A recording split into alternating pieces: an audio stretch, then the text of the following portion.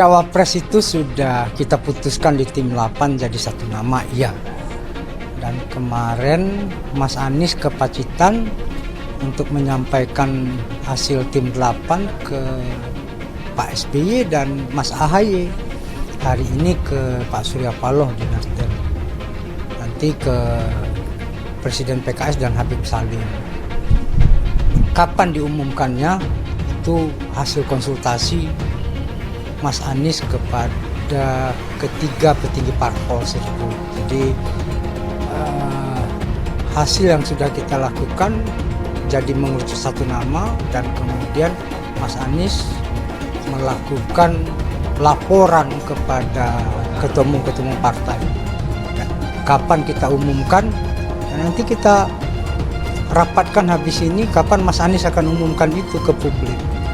Timelinenya, deadline waktu yang sudah kita siapkan di tim 8 itu paling lambat deklarasinya 16 Juli. Paling lambat deklarasinya.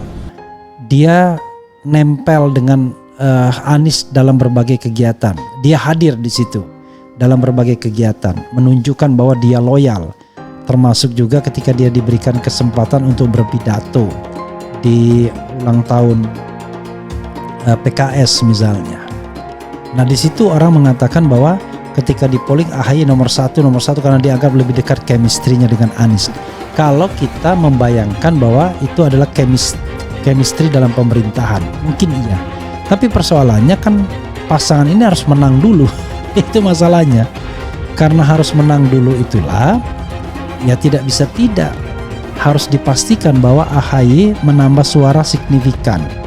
Karena saya khawatir seringnya mereka datang bersama, kemudian tampil bersama, membuat para pendukung AHY sudah sepakat untuk memilih Anies. Artinya, tanpa disorongkan AHY sebagai calon wakil presiden, sepanjang AHY mengatakan saya dukung Anies, maka semua pemilih tersebut akan tetap mendukung Anies. Pasti dipikirkan, yaitu soal tadi yang saya sebut kemenangan calon atau kemenangan dalam pilpres.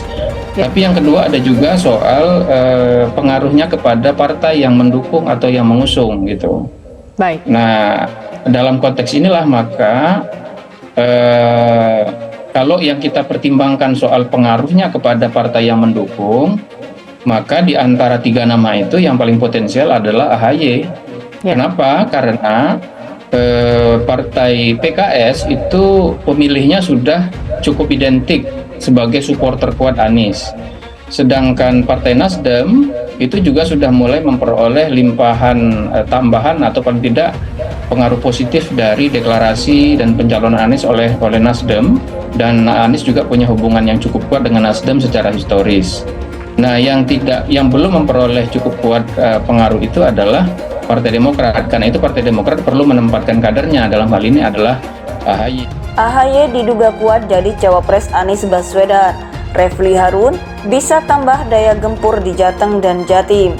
Dikutip dari lingkartangerang.com, Partai Nasdem mengungkapkan bakal calon wakil presiden cawapres Anies Baswedan telah ditentukan oleh tim 8. Bahkan, nama cawapres Anies Baswedan juga telah disampaikan kepada Ketua Majelis Tinggi Partai Demokrat, Susilo Bambang Yudhoyono SBY, dan Ketua Umum Partai Demokrat Agus Harimurti Yudhoyono. Hal ini disampaikan oleh Ketua DPP Partai Nasdem, Willy Aditya, pada Jumat 2 Juni 2023. Meski demikian, dia belum bisa membocorkan siapa sosok yang akan mendampingi Anies Baswedan di Pilpres 2024 itu. Menanggapi hal ini, ahli hukum tata negara Refli Harun menebak bahwa sosok yang akan ditunjuk sebagai cawapres Anies Baswedan adalah AHY. Menurut Refli Harun, AHY selalu menempel ke mantan gubernur DKI Jakarta itu. AHY lah yang selalu nempel dengan Anies Baswedan, dan Anies sendiri tidak memiliki stok selain AHY dalam survei-survei maupun kekompakan, kata Refli Harun. Selain itu, kata Refli Harun, AHY selalu mendapat suara dominan sebagai cawapres Anies melalui polling yang diadakan melalui kanal YouTube miliknya. Refli juga mengungkapkan ada anggota tim 8 yang meminta hasil polling tersebut darinya. Ada salah seorang tim 8 yang minta hasil polling saya. Ya, saya berikan saja. Pada waktu itu pollingnya memang memenangkan AHY.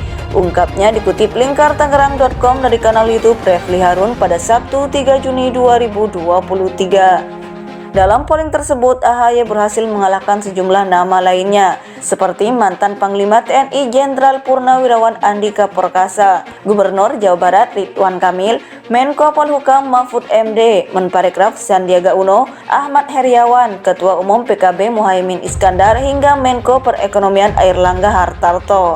Meski demikian, terlepas dari siapapun yang akan mendampingi Anies di Pilpres 2024, sosok itu harus bisa menambah daya kemenangan. Kita rindu pemimpin yang bisa memerintahkan penegak hukum untuk tidak memproses kasus-kasus yang cuma terkait omongan. Omongan kok dikriminalisasi, ujarnya. Lebih lanjut, mantan staf ahli Mahkamah Konstitusi itu menuturkan, pengaruh SBY di Pilpres 2024 tidak akan sekuat Pilpres 2004 dan 2009. Namun, dengan latar belakang keluarga bersuku Jawa, SBY dan AHY diharapkan bisa menghimpun suara untuk Anies di Jawa Tengah dan Jawa Timur. SBY orang Pacitan, Jawa Timur, kemudian dia punya mertua Jawa Tengah, sehingga Jawa Timur dan Jawa Tengah itulah problem Anies Baswedan, tuturnya. AHY barangkali ditugaskan untuk warawiri Jawa Timur dan Jawa Tengah saja, untuk menambah daya gempur atau daya dobrak dari pasangan ini, tambahnya. Sebagai orang berlatar belakang kultur Jawa, AHY diharapkan bisa berkomunikasi dengan masyarakat Jateng dan Jatim untuk mendompleng suara Anies. Terakhir, AHY menjadi pilihan terbaik. Selain itu, AHY punya pasukan, yaitu Partai Demokrat yang pernah menjadi nomor 1. Artinya jaringan Demokrat powerful, paparnya. Partai Nasdem mengungkapkan bakal calon wakil presiden Cawapres Anies Baswedan telah ditentukan oleh tim 8. Bahkan, nama Cawapres Anies Baswedan juga telah disampaikan kepada Ketua Majelis Tinggi Partai Demokrat, Susilo Bambang Yudhoyono, SBY, dan Ketua Umum Partai Demokrat Agus Harimurti Yudhoyono. Hal ini disampaikan oleh Ketua DPP Partai Nasdem, Willy Aditya, pada Jumat 2 Juni 2023.